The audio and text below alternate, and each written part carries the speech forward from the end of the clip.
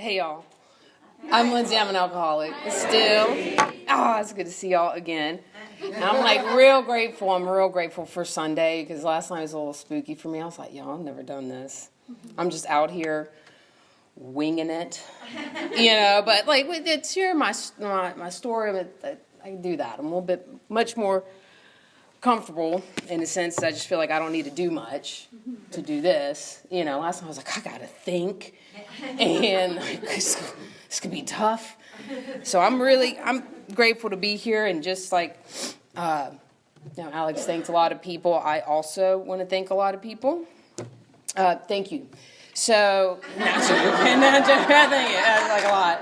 No, but for real, Henry, Rachel, Alex, everybody here has been great. Super helpful, really kind. I still can't believe it. I'm like, I can't believe someone wants to take me somewhere to speak at all. It's strange. So, but I'll get started here.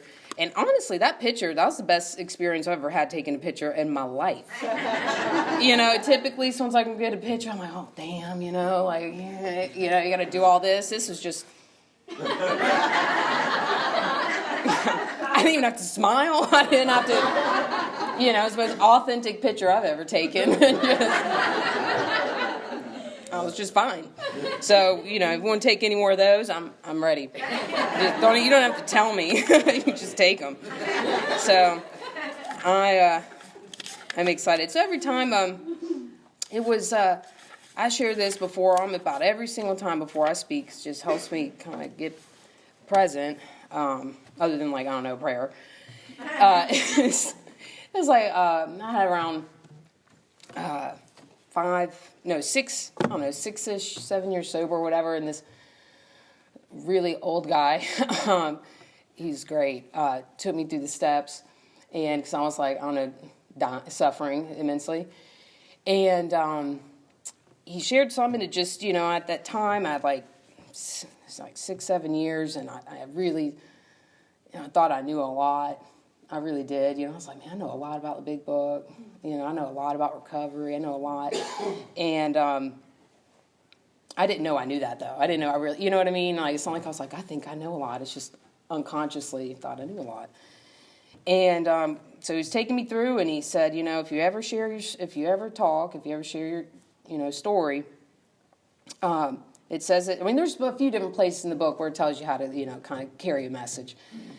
But this on page 58, it says, our stories disclose in a general way what we used to be like, what happened, and what we are like now. And I think for 7 years or 6-7 years, I've been reading that wrong. All the stuff I knew in my big book thumper, I would, what I would say what I was like. And he was like, if you're ever going to share, please share what you used to be like, your state of consciousness that you experienced in your relationship with alcohol and drugs and all that, and what happened, 12 steps, all that kind of stuff, and then what you're like now. So I never heard that before. I just always said what I was like. And he was like, what you used to be like is really important, which it is, not only just all the, drama and all that kind of stuff, but this, really the state of consciousness it's like for an addict alcoholic. Right? And it is funny because in Bill's story, this guy's like, no words can tell of the loneliness. And Bill's like he's like real dramatic, super emo. But I get this guy. Bill Wilson, and for a while I didn't. I was one of those, I didn't really like Bill's story too much because I was like, oh, God, what a bore. Put you to sleep fat. You know what I'm saying? I was like, oh. And then, but if you read his story, it's actually really great. I really much identify with Bill, especially when he's like, man, I wanted to kill myself so bad. I took a mattress outside, so if I actually tried, I wouldn't die. That's I get that. I want to die really bad, but I better protect myself just in case I actually try to do that thing I want to do. I'm like, I get that. I get that whole thing, and he's like. I am if you read in Bill's story, he uses I imagined, I rightly imagined. I'm like, yeah, me too. I never wrongly imagined anything. I was always rightly imagining my plans. I was never once like, maybe this won't work. It's like, oh, this is going to work. Never once, and Bill's like that too. Bill's like, I rightly imagined I'd have a great rise. And I imagined we'd soar after this. And I'm like, yeah, me too.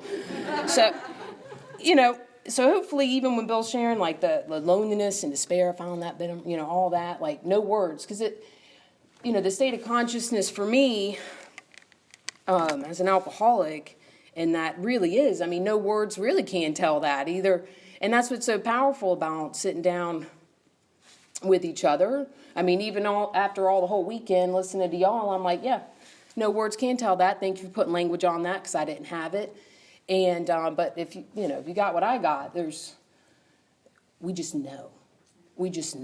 There's just that unspoken, like, God, you know how dark that gets. It gets real dark.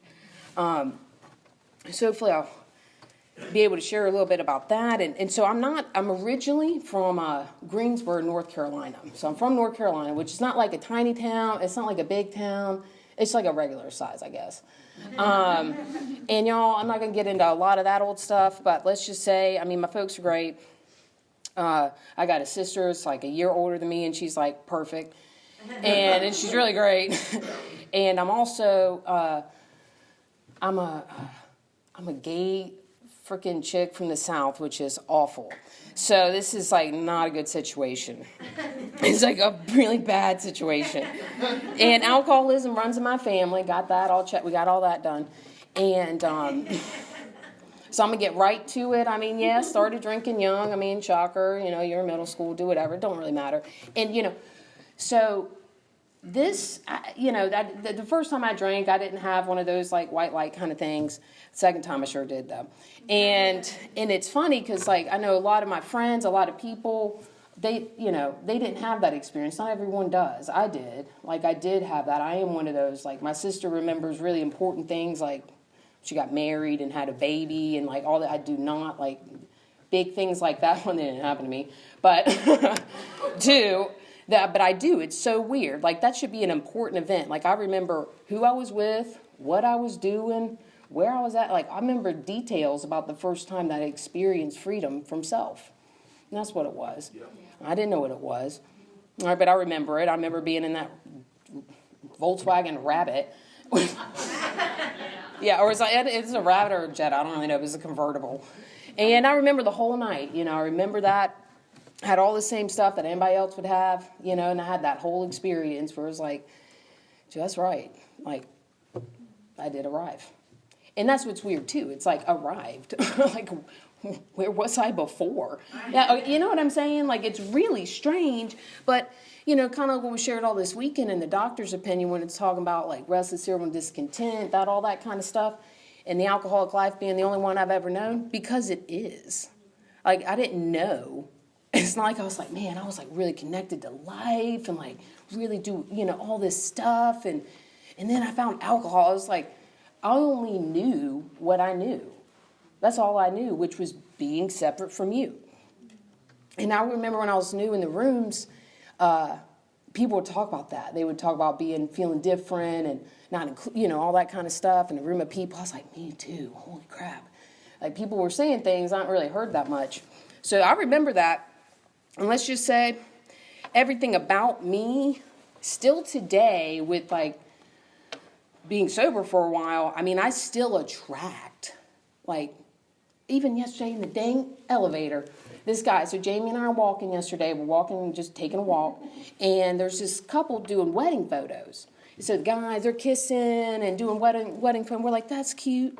Well, yesterday in the hotel, the guy was like, I think I saw y'all walk in when I was taking photos with my wife. I was like, yes, we saw you. Congratulations, adorable. And he goes, ha, ha, ha. I also think I smelled weed, too. And I was like,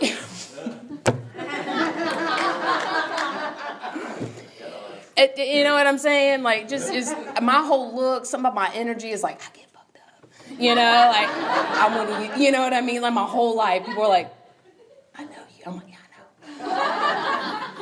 So I've always had that, y'all, and but I had no idea this great thing happened. I got, I got in a bunch of trouble. I did all that, and then this really great thing happened when I was 18, because my parents told me, like I said, it runs in the family, so they know they know the deal. So, I got busted drinking and driving, and by the police.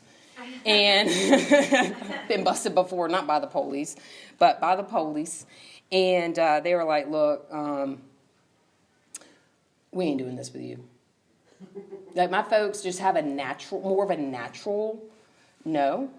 They don't play any games with that. So that was a huge blessing, because I really did. My dad had one of those, like, come to Jesus kind of talks, like, you need to get it together. And I'm like, but for real, I do, because I'm going to be, I'm one of those, like, everybody's got different experiences, just mine. But I did not want to be an alcoholic. I truly didn't. Like, I mean, it's all good and fun, but I know I wasn't an idiot. My family had been warning me about this for a long time, and I did not want to do that. And so I told him I was, going to get it together and stay sober and go to college, and I did. And I remember it, too, because even when I got to college, and I went to school in West Virginia, and it's a whole other story. But I got there, and, I mean, here I am. I attract them. Just like everything about me is just like, but I don't, now, because I'm getting it together. So I get there, and it's so weird. I remember where I was at, what was going on when I drank again and got high. I remember everything about it. After I think I stayed sober like 3 months. And why it was such a blessing with my folks is because they, like I said, they just had such a natural no. So when that happened, they were just like, oh, good luck. It was just like, oh, we're not doing that. Like, we're just not doing that. And we're not, and that's, I'm grateful for that, I never once thought they didn't love me. I just very much believed, like, I knew that how I was living my life and what was going on was, it just wasn't right.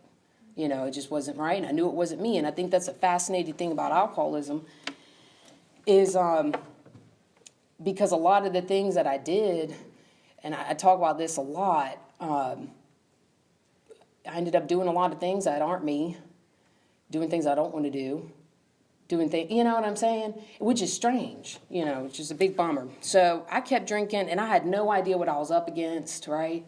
But things got real bad after a few years. They got real bad. And I actually called my folks. I said, y'all, things are real bad down here in this holler. And it was a holler. All right, this was not a cute situation. And I was like, things are real bad in this holler right here. And I need some help. And they were like, no problem. We're going to get you some help. And I know some of y'all have done this. I did it. I'm not going to explain every single time I did this, but I was the queen of, I'm so desperate. I need help. It's getting real bad. And then all of a sudden, there's like this like really quick backtrack. It's like, okay. And then people are like, okay, yeah. My parents are like, we're going to find some place. We're going to get you help. I'm like, oh, good. Thank God. They're like, we think there's this treatment place. I'm like, oh, whoa, Lord. No, I don't need that kind of help. I really don't. I just need a good therapist, because I was convinced that my depression, that if I wasn't so depressed, I wouldn't drink so much. Because at this time, I really don't care that I'm drinking all the time. I just don't want to drink the amounts and get to where I'm getting. I just need to keep it here. We need to stop, you know what I'm saying? Like, if I can just stay here, we're going to be good. And to be honest, I would have given you my freaking left arm and half my soul to just be able to control the amounts. I might do that today. No, okay, so, that was like the perpetual attempt for me is like, I've got to be able to do this because I can't live without it and I don't know it. So let's just say I keep doing this whole gig for a while, which is I need help. I go do a little bit of things. I don't ever get sober, but I'm just kind of trying to control it, trying to fix it, trying to get well, but I ain't doing nothing.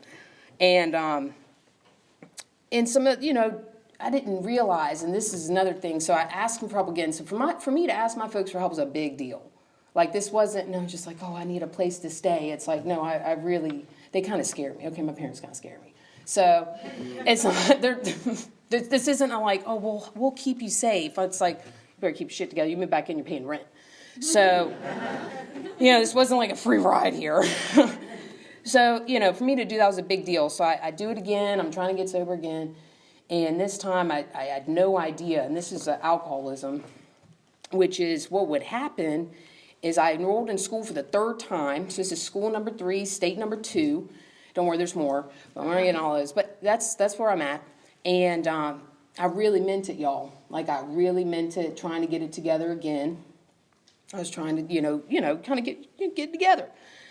And here I am, I'm enrolled in school, and I have a night class. And this is just because I had, I didn't put all these pieces together when I got sober. Like, when I got sober out of the hospital and all that, like, I just knew I'm going to drink, I'm going to die. But I had no idea about this allergy, didn't know what that was, didn't know about this obsession, didn't know about this malady. But when I would go to this night school and had this break in between, so what would happen is every Wednesday I had this class. I go in there, and before the class I'd have like 3 hours. And there's a bar on campus, so it's like I'm going to go to this bar, I'm going to have a few drinks, I'm going to go to class, right? Because that's like competent. That's like normal. But the problem is I would go to start drinking knowing I'm about to go to class. Like, I know I got to make it to class. I want to go. That's the trippy thing, is that I actually want to go because I'm trying to do right. I'm trying to get it together for the third time here. So I'm going to get there, start drinking. Halfway through, my brain's like, you know what? I'd be a little late. But I still want to go. My mind is actually trying to get me to do what I want to do, but the body's taken over, and I don't know this is happening, right? So then towards the end, class coming up, I'm like, you know what? I can write an email, tell these guys I'm going to be a little late. I'm just going to show up in the break, right? Still drinking. And the crazy thing is I wouldn't even choose to go to this bar because I don't even like this bar because it's got like creepy college kids with like, polos and stuff. And the overpriced drinks. So it's not even my place. It's not even like that's where I want to be. It's just I want to drink. So it's the weirdest thing because I was at that bar on campus every Wednesday for an entire semester with the full intent to make it into that class. So I get my shit together. Out of an entire semester, I made 1.5 classes out of the whole thing. And the weirder part about it is that when I look back, I really believed it. And that's why anytime I meet, with an individual, and I know very full well that I believe them. I believe that they wanted, that they don't want to do that. I believe that I truly know that they are powerless, because everything in me wanted to do all the things I've been saying I've been doing. But, let's just say all that burned down. Finally, here I am. I kept drinking after that for a while. But anyways, I totaled this third car here. Anyways, this is what gets me into a treatment center. This was the first time, too. My folks were like, okay, you really want help? I was like, for real, though. And it was different. I mean, the only thing that was different is that I actually truly knew that it wasn't about my depression or my anxiety or all my other crap. It actually was the fact that something about me is so bad off with this mess. It was bad. So I was desperate, and I go, and that's what I touched on last night a little bit, is all I knew was that if I drank again, that I was going to die. That's it. That's all I knew. And the crazier thing is, y'all, this is what's so wild, is I go into this treatment center counselor guy's office, and I'm like, I'm so desperate, y'all. I'll do anything I'll do to stay sober. And this guy's like, we think you should go to a sober living in Atlanta, Georgia. I was like, I'm not doing that. We're not doing that, right? Like that is just such a doping thing to say. You know what I mean? I'll do anything. I'm so willing. Well, we think you should go here. And I was like, oh, no, I'm not doing that. And you know what I told him? I was like, I can't do that. He's like, why can't you do that? I was like, well, I have a job. Y'all have been fired. I've got a job, right? Yeah. I'm in school. Y'all just heard about that. Okay. And family and friends. Yeah, they're like, oh, please leave. God, what the heck? So this is the delusion that I'm up against. And the crazier thing is that delusion that I was up against, 15 years ago or whatever, I still got that today.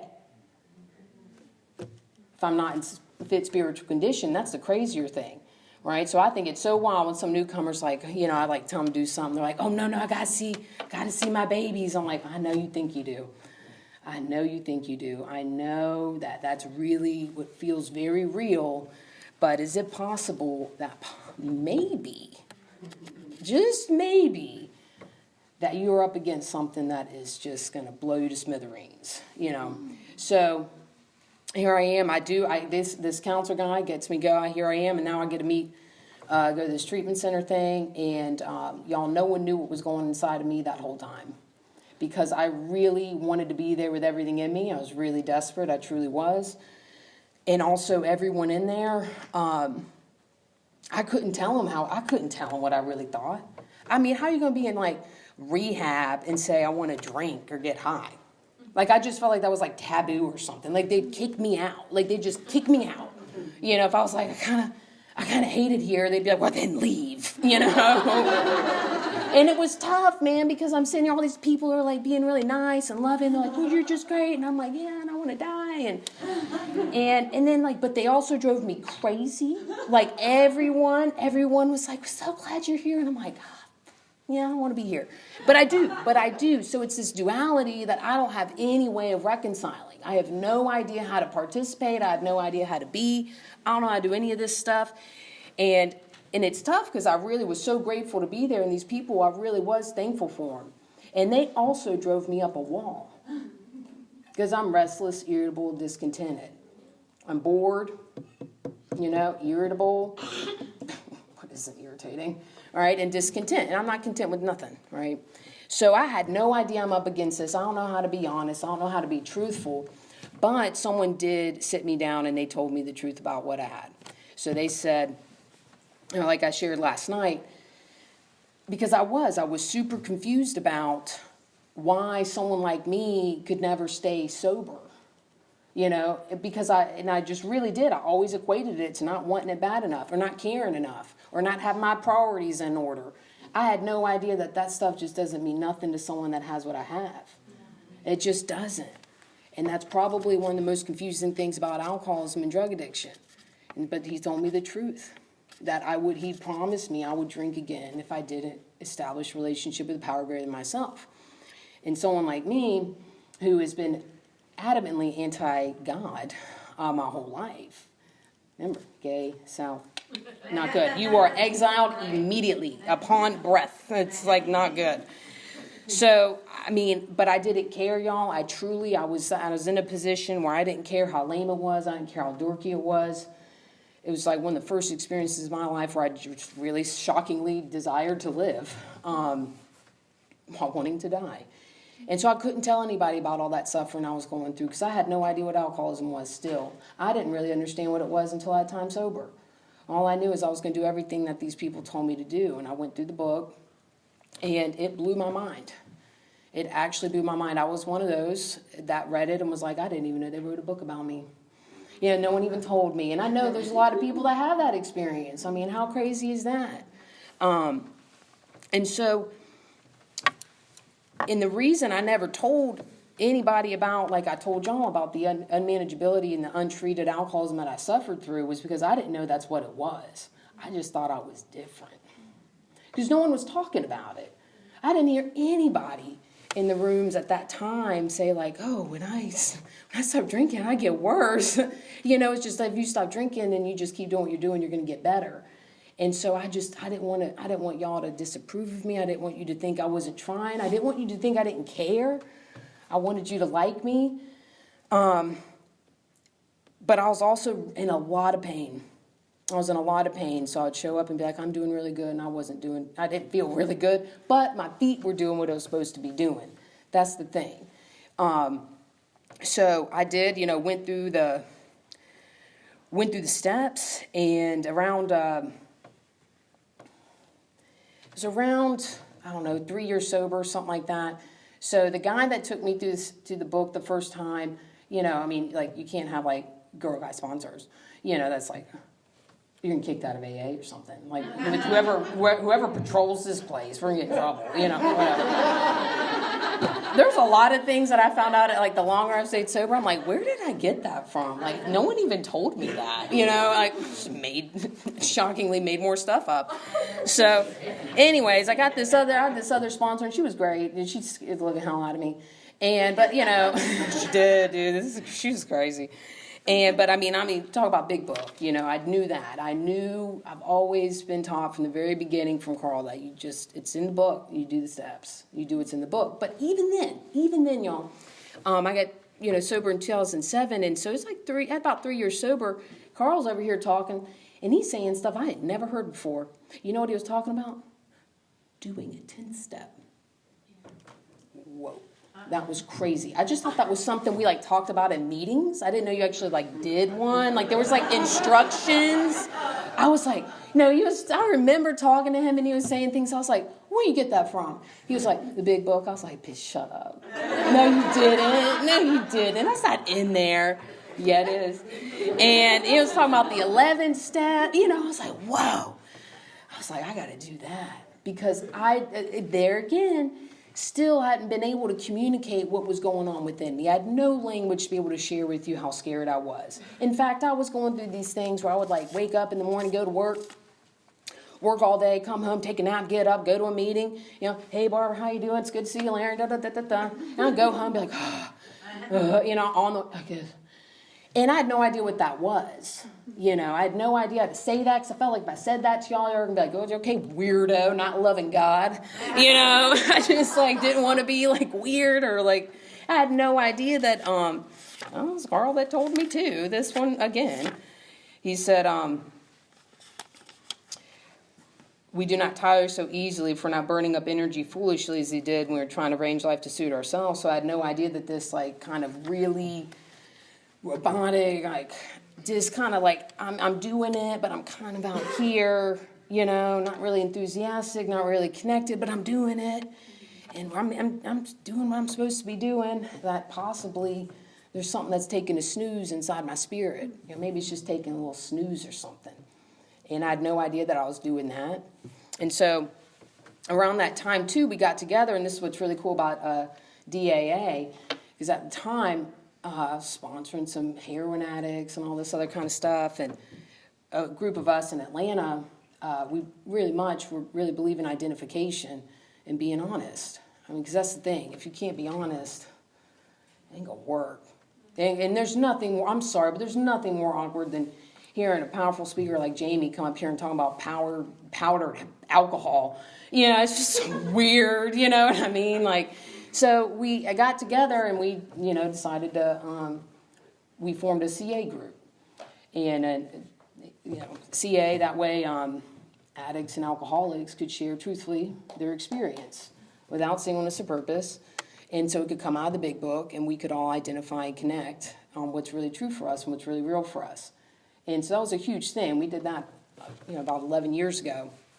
And so my home group it's a CA group, Spearheads Group of Cocaine Anonymous. I know it's a DAA meeting, but we don't even have any in Georgia yet. So that's just where we're at. That's the best we got right now. It's the best we got. And because it is, all that stuff's really important. And so going through the steps again, about 3 years, just shot me on fire too. Because someone actually sat down and really taught me a lot more than mechanics that were talked about today. But more than anything, started to really participate actively in more of the 12-step process, right? Because I didn't know. So that's the thing, alcoholism, you can't see it, you can't touch it, you can't taste it, can't feel it, can't hear it. And none of my five senses have anything. I'm up against the disease of suddenly. You don't see it coming, right? You just don't. And it just hits you. And shocking every time. And every time. It's I can't believe that happened to me. So that's what I'm up against. This thing none of my senses are going to detect it. It's why we got to have a sixth one. I got to have a sixth sense, which is a conscious relationship with a power greater than myself. Same thing with the fourth dimension stuff. It's I'm out here in 3D, right? But I'm out here just pretending in 3D, and I need fourth dimension, which is connecting to you. Height, depth, and weight, that's just, regular people stuff. But, regular person stuff. I need fourth dimension. So there's a lot of that stuff that I didn't know was necessary. I had no idea that was something vital for someone like me to be able to not only stay safe and protected, but to also be able to continue to cultivate a relationship with this thing that is the only reason I'm here. You know, I had just no earthly idea. And so here I am, you know, going through the steps again. I got a new, same guy. It's like a new sponsor. It's not like a new sponsor. It's like I know the guy since I got sober. That's another thing, is that like the person that first introduced me to the program of action and to the big book and the solution, this isn't like some fancy person, speaker with a bunch of time. This is only like a year sober, you know. Changed the trajectory of my life. Just like that, right? And so that's a big thing for me. I mean, the sponsorship and helping people. Gosh, even when I take a newcomer through and they got a few months and they're like, man, I can't do this with someone else. I'm like, God, you have no idea. Like, you just have no idea that you are overly qualified. And in fact, in ways that I am not. In fact, many ways that I am not. And I also know that they have no idea how important it is for themselves and everybody else that they take the time to sit, you know, and share. So I'm working the steps, you know, and I go through steps about every year or two. You know, same thing. Jamie shared it in her panel, kind of like continuing education. Like, you really don't want a doctor who doesn't do that. That would be weird. It's just strange. Because the thing we say in our home group is you don't live off the food you ate last week. Why would you live off the spiritual experience of a year or more ago? You know? So we've been having that in our readings for a while now. It makes all the sense in the world. So, and that's all the steps do. I mean, the steps are designed, you know, basically to wake your spirit up. That's the only thing it promises. That's really it, you know, because I'm telling you, because everybody's got their struggles, and I've gone through all that stuff, y'all. Most everybody in here has. I've definitely had my worst fears happen. You know, I'm in a long-term relationship. One day they're just like, I don't love you more, I'm leaving. I'm like, what? You know, that's happened to me twice. So, shockingly, I'm still here. No, I'm joking. So that's happened. I've a failed business. It took me forever to graduate college. I've had the deaths, like all that stuff. And, you know, and honestly, I suffered so much sober.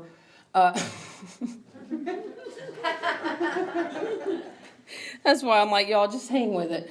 I really do get the suffering. Suffered so much sober. And I wish I could say it's because I didn't do something right. You know, I believe for a long time it's because maybe I didn't do the right kind of inventory. Maybe I didn't do the right kind of prayer. Maybe I didn't do this. And y'all, I'd go to workshops and I chased it and I did everything that was told to me to do. At the end of the day, I don't have a lot of experience being myself. And I don't have a lot of experience being myself with you. And I need practice, like with anything. So a lot of the suffering that I was trying to avoid and out pray and out meditate and out read, most of that stuff, man, it's just the teaching that I needed and the healing that had to be had, you know. And it was hard for me to see and all of it. Now I can honestly say, you know, when I got sober at 21, y'all, that is a really sad situation for a 21-year-old because, like, nothing in me, I mean, I've been waiting on, that's the golden day. You know, I was waiting on that my whole life, all 21 years. And, but I was waiting on that day, you know, and so I got sober and these old people would be like, I'm so jealous. I wish I would have gotten sober at your age. I'm like, dude, this is awful. Like, this is so awful. Like, you have no idea how awful this is. I don't really want to be sober, but I have to. Because this is so painful and I'm dying. And if a really young person is dying, they need to be here bad. And not now, you know, when someone's like, I wish I got sober your age. I'm like, I bet you do. I bet you do, because I love it. I am so grateful that I got sober young, and I wasn't for a while. I am so, so grateful, because I really thought my life was going to be kind of boring and lame and all this kind of stuff, y'all. It couldn't be more opposite. I mean, I was sober throughout my 20s, flying into the 30s. And, I mean, I did all the same stuff. I partied, had fun, did all that kind of stuff sober. Now, I'm going to tell a few stories honestly, to basically try to demonstrate how God has revolutionized my life. And it's hard. I mean, it's like, how do you even tell anybody that? And it's really hard, y'all, because it's like you just experience it, you just live it. So it was about 2015, something like that. It was like around 2015. A good buddy of mine, one of my closest friends, was moving in Atlanta. Okay, and I was like, all right, I'm gonna help you move. And I hate this. Okay, like I really don't like helping people move. If you're in AA, you've helped a lot, or DAA, you've helped a lot of people move. But I was like, man, we're tight. And I had like a good amount of time sober then. So I'm like, I don't really doing it just for anybody anymore. You know, we got to be tight for me to just like go up on your house on a Saturday. So I was like, okay, I'll help you. But then I get asked to go to jury duty. And so I was like, well, I was like, look, man, I might have to go to jury duty in Fulton County. And, you know, but I probably won't have to do anything. It's going to be one of those things where like, they just say, go home. Fulton County wastes your time once more. So, just whatever. But it was piecemeal. I was kind of grateful too, you know, because I was like, get out of this moving sitch. So I go there and I'm in, go to jury duty, and I'll be damned if it was like a whole thing like, no, you need to stay and you need to go down to this courtroom. I was like, wait, excuse me. I wasn't prepared for this. Like, I didn't think I would actually have to do anything. So I go, and I'm sitting there in this, you know, they're doing this whole jury thing and they're talking about stuff. And I'm like, I can feel some dude staring at me. I can feel it. I was like, some creepy dude is staring at me from the back, right? From the back. Well, I turn around, and it was this guy, Dante. I was like, oh, I know this guy, right? I've known this guy for a long time. He helped start one of the first CA meetings in Atlanta and helped put the big book out there in our little small, large community. But I hadn't seen him in years. So we go. I'm like, oh, this is crazy. And Fulton County, y'all, is huge. It is. I don't even know how many people are in Fulton County. For a ton. A lot. A ton. We live 45 minutes away. We're in the same county. That tells you enough, right? Yeah. So it happens to be that we go have lunch. He's like, yeah, talking about it. He's like, yeah, I think my daughter might be one of us, but I don't know. She's in New York. And I was like, oh, that sucks. But let me know if you ever need any help. And he was like, okay. So they don't want him on jury duty. They want me on jury duty. It's two gay dudes on the murder situation. So they're like, get the gay person on the thing. Old Southern white guy, get him out of here. Get him out of here. Dismissed. You know. So I'm on the murder trial, jury duty. I'm like, I'm ready. And don't think anything more about it. I got out of moving, y'all. It was great. So years pass, and then I get a call from Dante. He's like, guess what? What?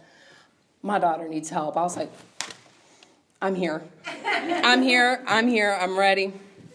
And y'all, this is what's super crazy is that, I mean, there's so many of these little things, and they're here this weekend, and they decided to come to support me, which means the world to me. But if that, you know, who would have thunk that I would have run into this dude at jury duty randomly, and then who would have thunk that, like, years later, I would have actually been able to help his daughter? Right, which originally, you know, I was like, hey, meet me at this meeting. She's like, oh, okay, which is super lame, because she was young, too. She meets me at the meeting, and we go, and that was awful, so she definitely didn't ask me to sponsor her then. But down the road, yeah, that worked. So you just never know. That's the thing, and it's not even just about, like, it's not only just meeting someone that you don't expect to happen, and all these things happen, and it's basically, I have just no idea what God's doing in my life, right? And as far as, like, where I can be helpful, where I can be useful, and there's I just really have no idea.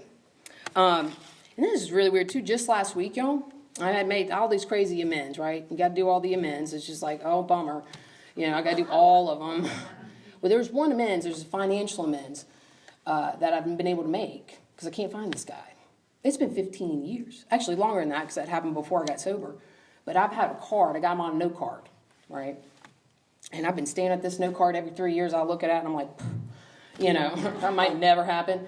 This is weird. Y'all ready for this? This is crazy. Last week on Tuesday last week, I get this weird text message. It's like, Lindsey, call me.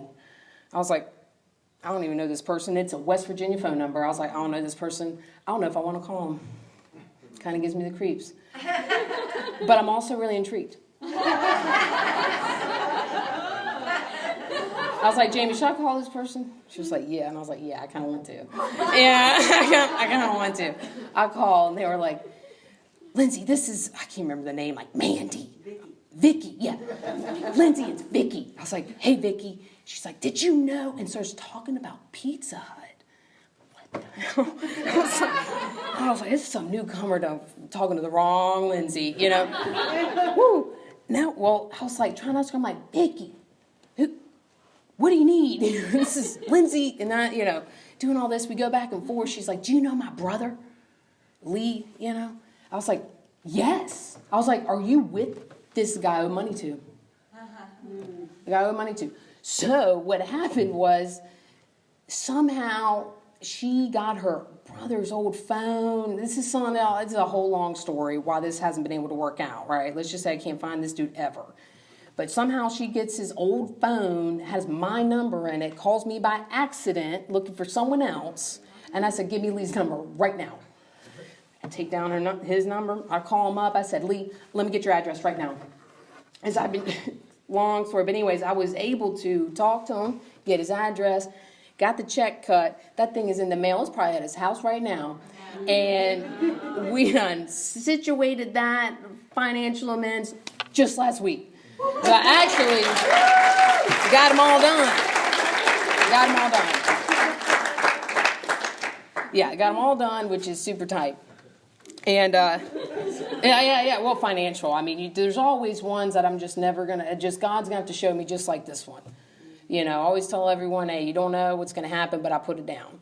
I put everything down. And I'll be damned if they don't just show up. I mean, shit, even I've worked steps with plenty of people, and then they'll share a story, and I'm like, oh, yeah, I'm amends for that, too. Yep, I did the same thing. Never thought about it. Totally didn't think about that one, but I've done that, so we're going to keep it moving there. Yeah. And I've written so many amend approaches on, like, Facebook or something. It's like, read, never responded. Yeah, like, they're like, you know, I'm a fuck off, which I totally get. So, you know, here I am. I'm worked on, continue to work the steps, and I've made all these amends, and this crazy thing happened, y'all, this, like, last year. I got, like, 10 minutes. So, last year was real wild. So, here I am. I remember I'm from the South, really tough. Like I said, it's like not a good situation, right? I've had to go through and do a lot, like a bunch of people in here know, because everybody's got their struggle and their relationship with their creator and what that looks like for them. And a lot of mine is just like with anybody else's. You know, I really am one of those. I really am. Like, I'm super simple. I used to be pretty fancy, try to be at least, and I tried to be really spiritual. And I found out, you just be you is the most spiritual it's ever going to get. That's the most spiritual. It's the closest you're ever going to get to God. The closest I've ever gotten to God is genuinely just being able to be myself. And some people might not like it. It might not look real cool. It might be kind of dorky. It will be awkward. And it will be uncomfortable. Right? That's just it. But that's the most profound stuff I've ever had. And one of the most difficult things I've come up against is my family. Well, not my family. I'm fine. It's me being me with my family, right? Me being me with my family. Me being me with y'all took a long time anyways. So last year, out of nowhere, I will come home and my fiance is like, oh, by the way, I'm moving. I don't know if I want you to come with me. I was like, what the heck? And so that's painful. I mean, that's real scary. It's real painful. It's real spooky. And then the next day, one of my closest friends dies. right? All in the same. So I go through this, what I've deemed the 38 days of trauma. It was painful, right? I mean, I just get hit again. And I always think every time I go through one of these experiences where God needs me to grow, and I'm like, oh, I thought we did that already. I've been like talking to God. I'm like, dude, I would like a warning, like some type of something. But no, the universe is going to do what the universe is going to do. And basically, my Creator's going to have me hit my head against that wall up until I find some unity in this duality, and I start to have a relationship with myself and my Creator just as I am. And my God doesn't even care how long it takes me to learn, obviously. And but thank God for that. So this really painful experience happens, and my shit just like falls. I mean, just the bottom falls out. Now, clearly, the promises as far as Chris Raymer said it. Stevie said, everybody's talked about it. These things are going to happen. They are. Because of the circle and triangle, participation in the circle and triangle, I'm safe and protected from a drink for real. It wasn't like I was like, oh man, that wasn't it. But man, it's painful. It just hurts. Living hurts. But in that time, this is the crazy thing. In that time period, I get this weird thing come up for me. I guess we call it intuition. Whatever, God. God had this deal. I'm just so real with this thing. It just is what it is. So I get this thing that's like, you got to call your dad. I'm like, well, I don't want to call my dad. He's spooky. It kind of scares me. He's like this old Southern guy. He's like, spooky. It's like, you got to call your dad. You got to talk to your dad. I was like, man, I won't call my dad. I want to talk. God's telling me to do all that, up in here, just knowing it, I was like, man, I got to call my dad. And I've never called my dad for, we didn't talk much at all for my first 5 years. So, that took time. And which is completely understandable. When you cause that kind of hurt and harm, no one's like, well, let me hang out. But we redeveloped, we got a new relationship, and I talk to my dad all the time, but it's about business and stupid news. It's like, I'm like, let me tell you about my life. That's way too vulnerable. It's like way too intimate for my dad and I. But I was like, it's telling me to call my dad. I've never talked to my dad about my life, my personal life, my, relationship life. It's just, we don't talk about that because he's a scary Southern guy. It really spooks me out. So, and I'm scared he's going to disown me. So, I don't know if I'm ready for that. I don't know if God and I are ready. Finally gets to it. I'm in so much pain. I was like, fine, I'll call this guy. And I called my dad. And I was like, Dad, I need to ask you something. And I'm kind of scared to do this. He said, what's up? And I asked him. I just asked him directly, like, do you love me just as I am? Like, blah, blah, blah, blah, blah, blah, blah. And I'm like half tearing. And that dude answered me, and he articulated and was so specific. And he didn't miss a beat. And he told me how much he loved me just as I was. And he's so grateful for me. And I'd never had anything like that happen to me. Ever. And changed my life. Just like when Carl told me the truth, it changed my life. Just like when, there's a lot of things that have changed my life, but that was a big one, And I worked really hard, y'all. And I would love to give the credit to my dad. He doesn't get that much.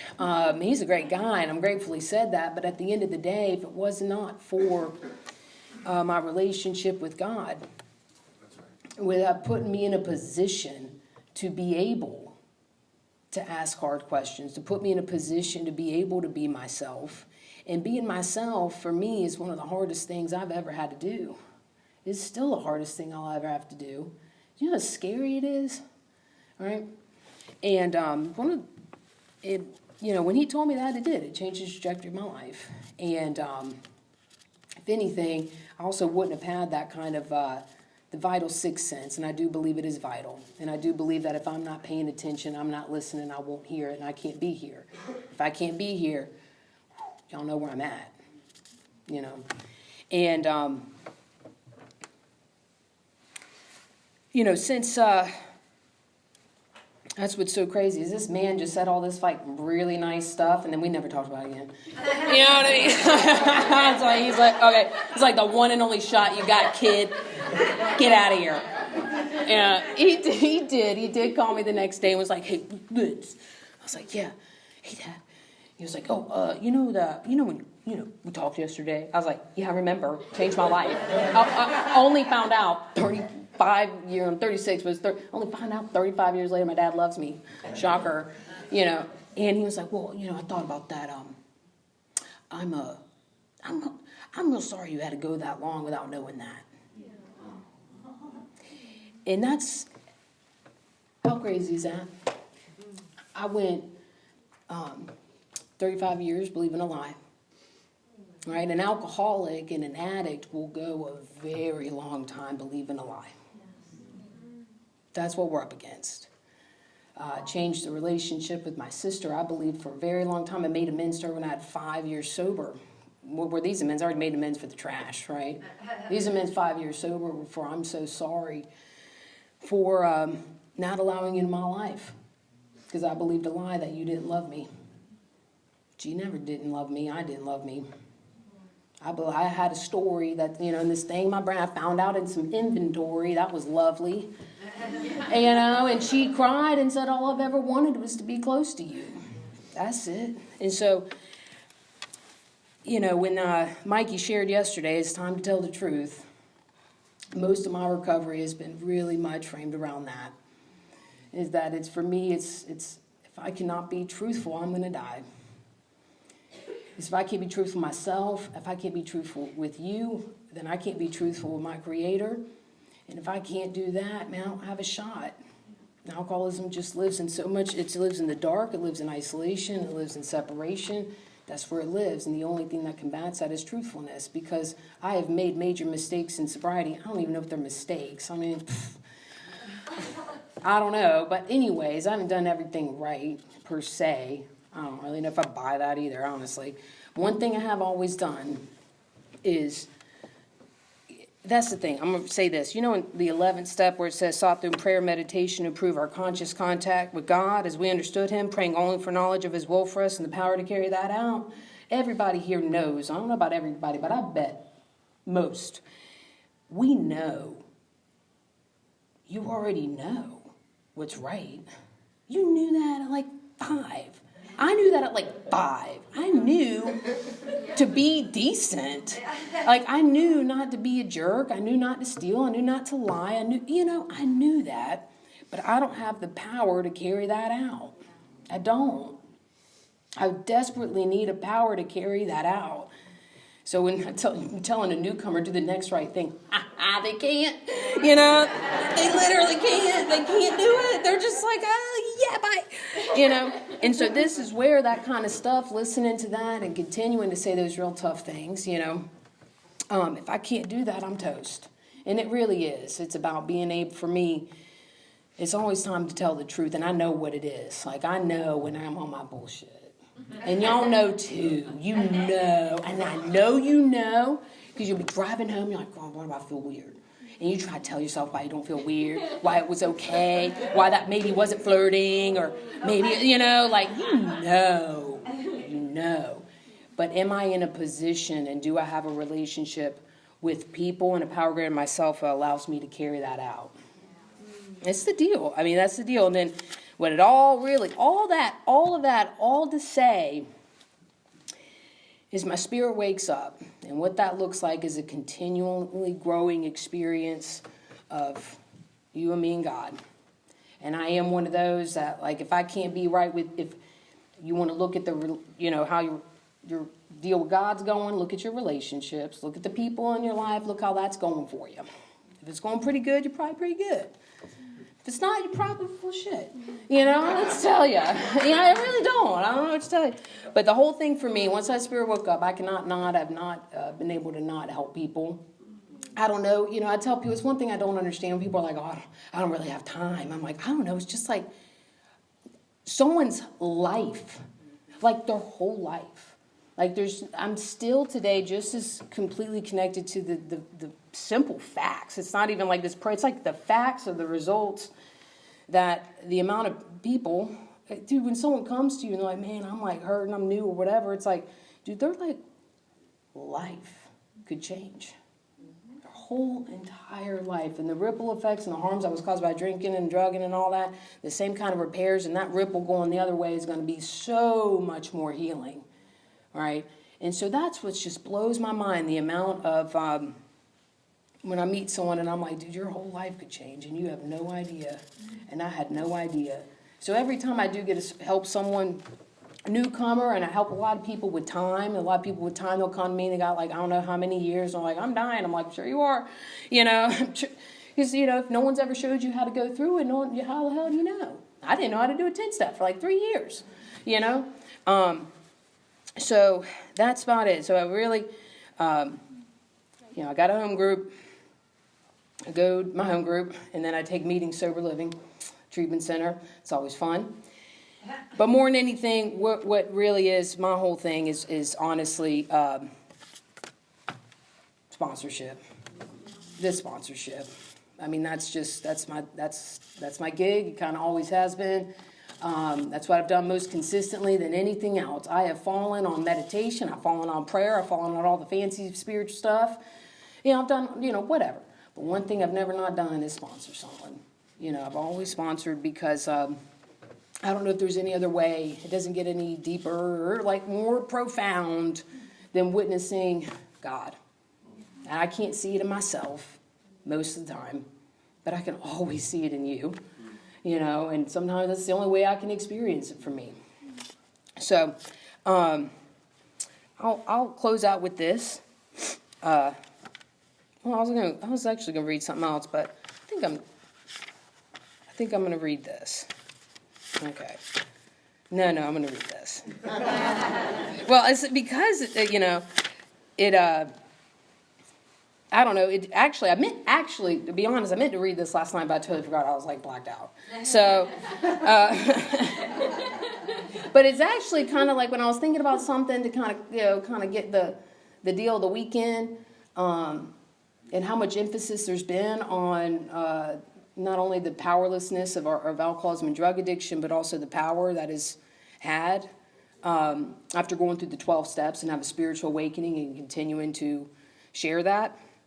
There's actually Carl's really always pointed back to this one. It's in the Family Afterward. Shocking that it's not anything's after chapter 7, but it says. We have indulged in spiritual intoxication like a gaunt prospector, belt drawn over the last ounce of food, our pick struck gold. Joy at our release from a lifetime of frustration knew no bounds. Father feels he has struck something better than gold. For a time he may try to hug the new treasure to himself. He may not see at once that he has barely scratched a limitless load which will pay dividends, only if he mines it for the rest of his life and insists on giving away the entire product. Now, that's the deal. For as long as you're willing to give it away, you get to be not free of pain, not free of life. Bummer. I wish. But you get to be alive. You don't have to drink, and you don't have to be enslaved to yourself. I mean, if anything, liquor really did relieve me of the bondage of self. And the 12-step process woke my spirit up, and a relationship with God keeps me relieved of the bondage of self. And that's what I desperately need, is a relationship with y'all, my Creator, myself. So I cannot thank you for being so kind to me this whole weekend, and for all the courage it did take for everybody here to get uncomfortable, put on a conference you never put on. That's terrifying. I've never done that. Jamie's done that. I'm like, I don't want to do that. Sounds scary. For real. And for everyone who did open up and shared on all the panels. I've enjoyed every minute of it, and I'm really excited to go to the fair. So thank y'all for having me.